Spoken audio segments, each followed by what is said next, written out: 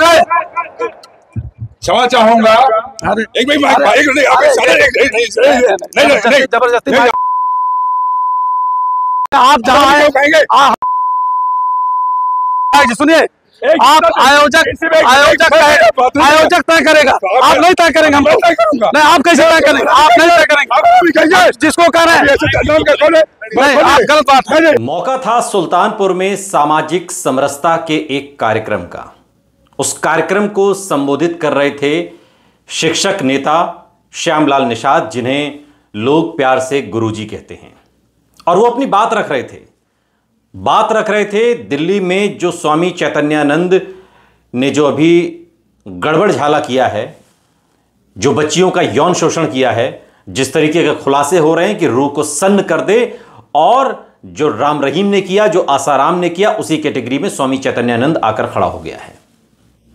यही बात श्यामलाल निषाद अपने इस वक्तव्य में रख रहे थे कि तभी अचानक से बीजेपी के विधायक राजेश गौतम जो मंच पर बैठे हुए हैं, भगेलू राम जो पूर्व विधायक है वो भी मंच पर बैठे हुए हैं, और अचानक से राजेश गौतम उठते हैं और श्यामलाल निषाद से वो माइक छीनने लगते हैं। वीडियो को आपने देखा अभी। और इसके बाद हंगामा इस कदर हुआ कि जो बात श्यामलाल निषाद कहने वाले थे या कहना चाह रहे थे, वो बात उनकी कंप्लीट नहीं हुई। यानी कि स्वामी चैतन्यानंद या इस तरीके के जो पोंगा पंडित हैं, जो सिर्फ समाज को भटकाने का काम करते हैं और समाज को भटकाते हुए अपना उल्लू सीधा करते हैं, उस पर गहरी चोट कर रहे थे कि समाज के लोगों को जागना होगा, इस तरीके के अंधविश्वास से ऊपर उठना होगा, इस तरीके के बाबाओं से बचकर रहना होगा। लेकिन अपनी बात श्यामलाल निषाद पूरी कर पाते उससे पहले ही विधायक राजेश गौतम ने माइक छीनने की पूरी कोशिश कर ली। वीडियो में आपने साफ तौर पर देखा। हंगामा बढ़ा तो फिर ये लोग पुलिस चौकी गए, थाने गए, और वहां पर शिकायत भी दर्ज कराई है। क्या कुछ कहा है जरा आप वो भी। परंतु इतना पर्याप्त नहीं है, क्योंकि उक्त श्यामलाल बार बार पीछे भी आए दिन वो इस प्रकार के सनातनियों को बेइज्जत और अपमानित करने का कार्य करते रहे हैं। अतः हम सभी विवश होकर के हिंदू धर्म के अनुयायी और सनातनी भाई यहाँ एकत्रित होकर के स्थानीय थाना में आदरणीय थाना अध्यक्ष के पास आए हैं कि हमारी तहरीर को लें और उक्त के विरुद्ध FIR दर्ज। श्यामलाल निषाद के उस स्पीच का पूरा हिस्सा तो सामने नहीं आ पाया क्योंकि उनकी बात नहीं हो पाई, लेकिन फिर भी जितना उन्होंने कहा उससे आप समझने की कोशिश करिए कि वो समाज को जागरूक करते हुए आखिर क्या संदेश देना चाह रहे थे, और विधायक राजेश गौतम ने क्या समझा या किस बात को किस बात के साथ कनेक्ट किया कि अर्थ का अनर्थ हो गया। स्वामी चैतन्यानंद जैसे बाबाओं से जागरूक करने की बात कहने वाले श्यामलाल निषाद की बात को धर्म से जोड़ दिया गया, सनातन से जोड़ दिया गया। क्या कह रहे थे सुनिए जरा। कि अभी दिल्ली में रोहड़ी इलाके में एक बाबा के भेष में एक महाविद्या आश्रम चलाते हैं और तमाम छोटी छोटी बच्चियों का शोषण उन्होंने किया, उनके साथ जो है गलत काम करने का प्रयास किया। इसकी सूचना अभी प्रसारित हो रही, पूरे देश में चल रही है। एक भद्राचार्य जी है, भद्राचार्य जी खुद को जो है जगत गुरु बताते हैं, लेकिन वो कह रहे हैं कि देश के अंदर अगर आरक्षण की व्यवस्था ज्यादा दिन तक रहेगी तो गृह युद्ध हो जाएगा।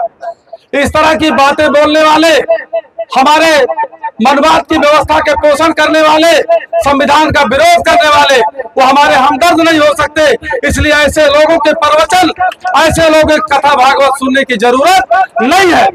हम ये अपील करना चाहते हैं कि अगर कोई भी व्यक्ति बाबा साहब का अपमान करता है, अगर कोई व्यक्ति, कोई साधु संत, कोई महात्मा के भेष में अगर बाबा साहब का अपमान करता है, संविधान के में दिए गए आरक्षण का विरोध करता है, संवैधानिक व्यवस्था का विरोध करता है, हमारे महापुरुषों का अपमान करता है, तो ऐसे लोगों को हम सम्मान नहीं दे सकते, ऐसे लोगों का प्रवचन हम नहीं सुनेंगे, और ऐसे लोगों को हम अच्छे निगाह से, अच्छे भाव से, अच्छे संबोधन से नहीं संबोधित करेंगे।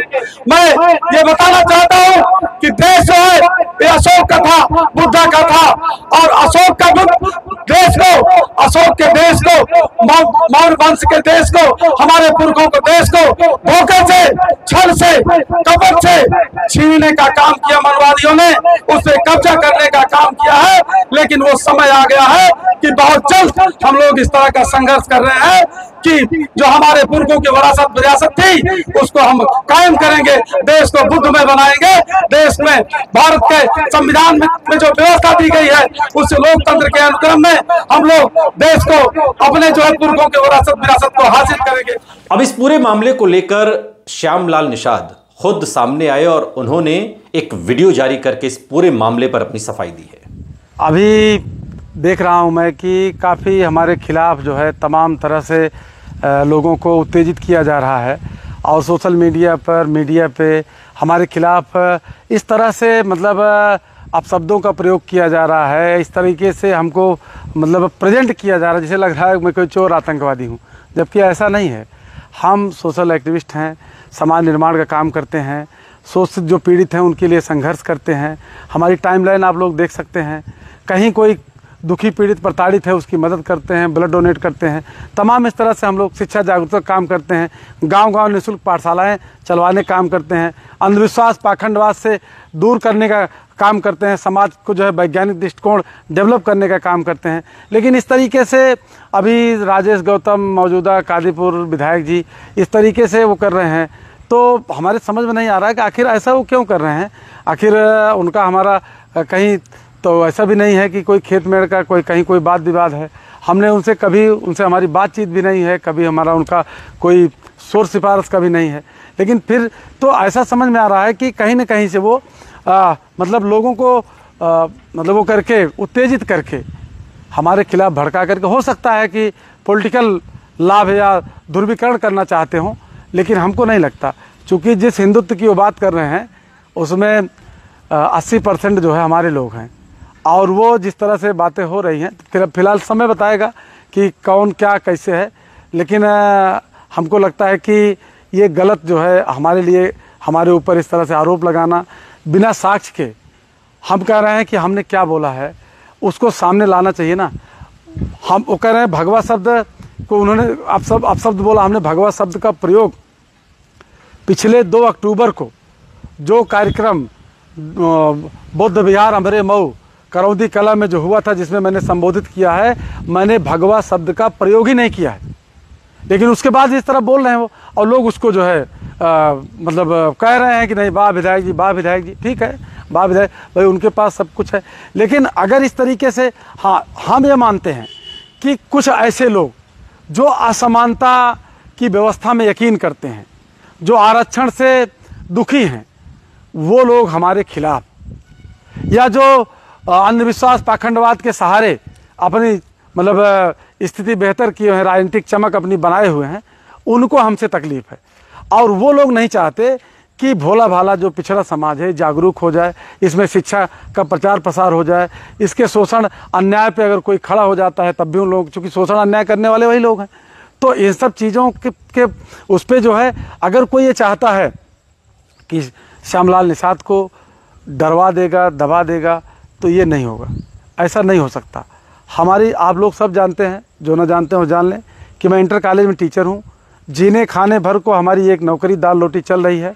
और कुछ लोग जो ये कह रहे हैं कि हम आरक्षण से आए हैं, तो हमारा आज भी नियुक्ति पत्र रखा हुआ है, सिलेक्शन का नियुक्ति पत्र रखा हुआ, उसमें हम ओवरलैप करके आए हैं, जनरल कोटे में हम ओवरलैप करके आए हैं। तो ये सब बातें, लेकिन फिर भी चूँकि मैं ये मानता हूँ कि समानता की विचारधारा में हम यकीन करते हैं, बाबा साहब की विचारधारा में यकीन करते हैं, तो हम बाबा साहब की विचारधारा पर काम करते हैं। और देखिए एक चीज़ और साथियों, ये जो है कि लड़ाई संघर्ष विचारधारा का है, ना कि व्यक्ति का संघर्ष है। भाई जो विचारधारा, जिसे आज जो है समाज में अभी असमानता की विचारधारा थी, समाज में जो है ऊंच नीच की वर्ण व्यवस्था थी, लेकिन धीरे धीरे समानता की विचारधारा आ रही। हमारे समाज में कई बार ऐसा होता है जब बात कुछ कही जाए और बात कुछ बन जाती है। बीजेपी अपने एजेंडे पर आती है और हर बात को धर्म से जोड़ लेती है।